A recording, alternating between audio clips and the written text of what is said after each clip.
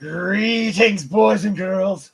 Me, Jonwayne, also known as Emperor Jonwayne Frankenstein, the man who's been playing and running Dungeons and Dragons for over 40 years, not to mention several other role-playing games. I've seen a lot of videos and memes of Dungeons and Dragons and that by all sorts of people, everyone from like these teeny bopper CODs players to some people that are middle-aged. Most of them aren't my age, but whatever. And I've seen a lot of memes on Facebooks, and like a lot of them imply, for example, the game master should you roll his dice behind the dungeon master screen so he can protect the new players. And I wanted to throw my advice on this. Now, I did a video where I explained my opinion on min-maxing your character optimization, and it got a lot of views. I was pretty happy with that. So now this is the next most controversial topic, in my opinion. Now, a lot of game masters believe, and a lot of people encourage game masters to roll behind a dungeon master screen where players can't see it, so they don't know the results of the dice. And that's also done for the sake of fudging to somehow protect players. Sometimes you don't want a player to die. And some people think that's a good idea. My opinion, however, with all the experience I had as both a player and a game master, is that I believe, and this is my opinion, you are welcome to disagree. You may have reasons to believe what you want, but I believe from my years of experience that this is not really the best idea. I believe the best way to run a game as a game master or dungeon master is to roll the dice where all the players can see it. That makes the players trust you more. It makes them believe you're fair.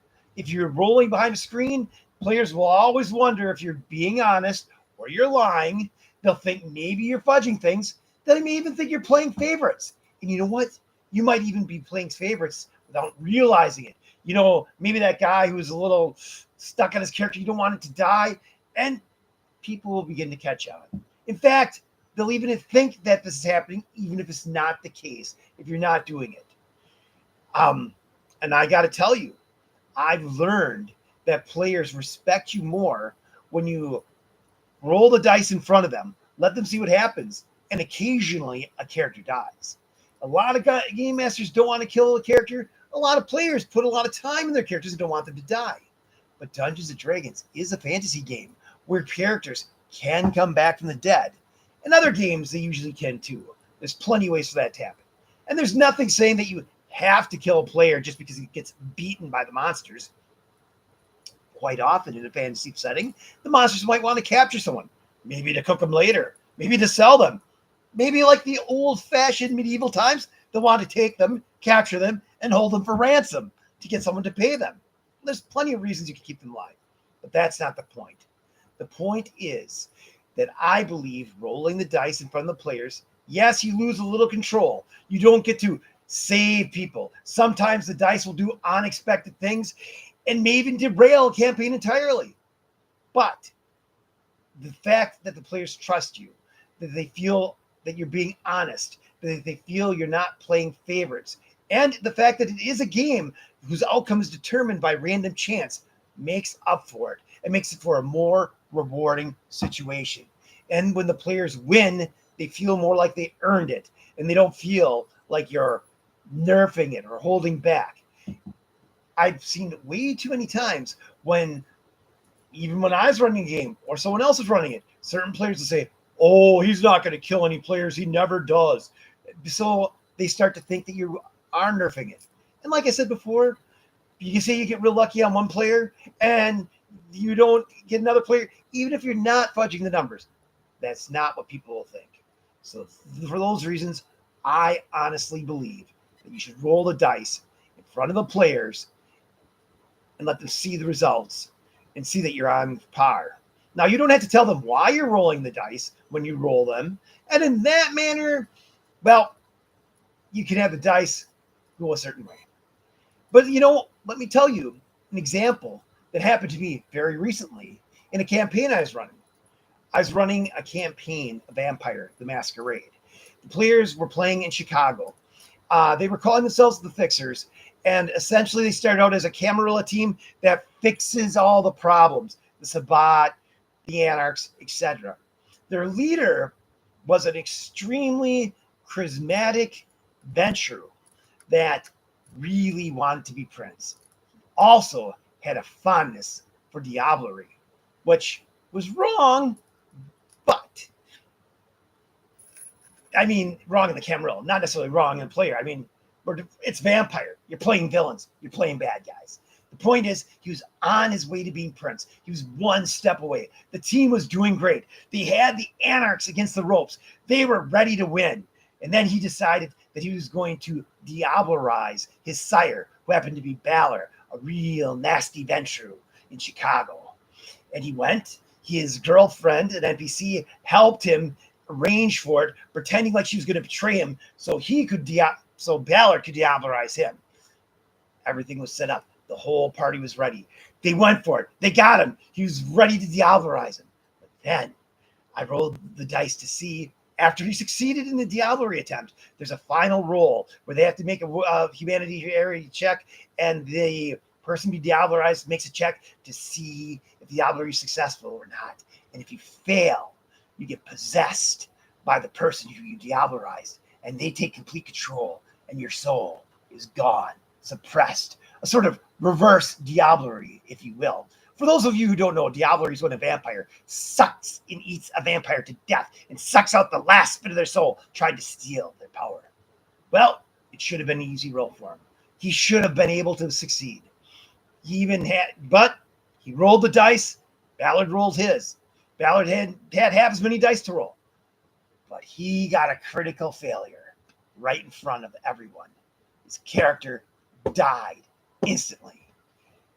Everyone had to watch as Ballard took control and then tried to murder them all. There's a huge epic battle with the remaining players where they had to kill their leader and best friend's body, who's now possessed by one of their arch enemies.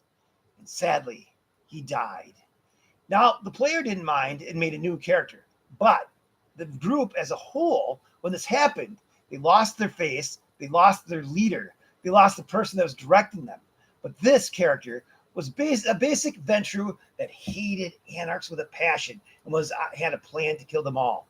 At this point, they kind of were scared, so they decided to talk to the Anarchs and make a deal with the Anarchs and propose a peaceful resolution where they gave the Anarchs control of Gary, they took control of Chicago, they worked together, and they worked to defeat an even greater enemy, a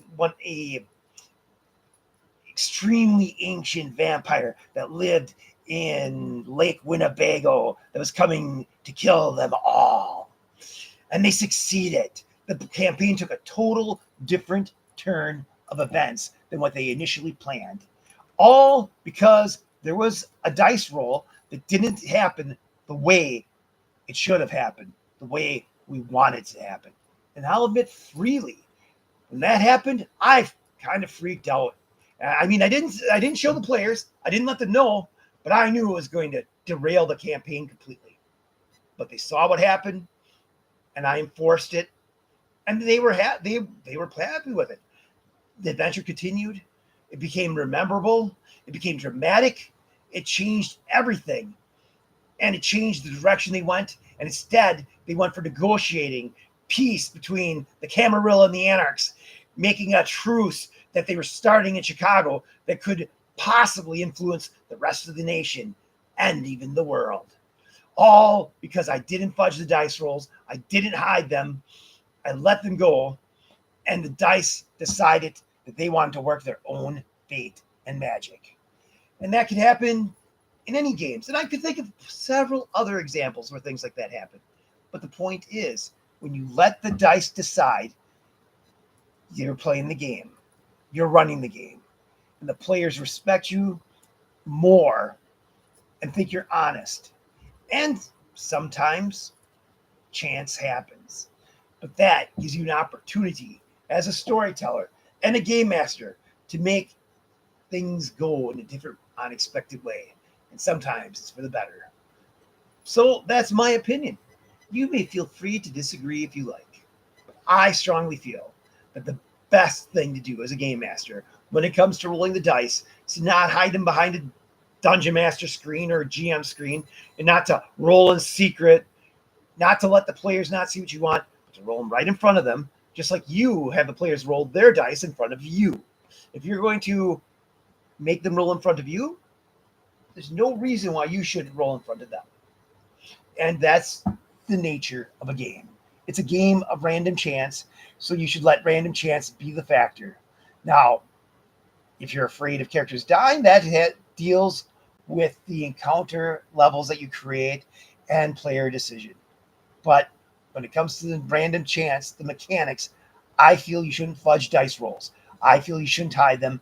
I feel the game is more fun, more rewarding, and more challenging when you let the dice roll naturally and take things as they come. That's my opinion, and you may do with it what you like. And if you want to discuss it, feel free to leave comments. If you want to like my video, that would be great. If you're new to this channel, I would love it if you subscribe, because I need 1,000 subscriptions to unlock all the YouTube features. And hey, if you're an editor or a producer and you want to help liven up my videos and make them better, that'd be great too. I sure could use someone that can add little graphics here and there, sound effects, whatever. In any case, that's my feelings. That's my advice. Until next time, I hope you all have fun.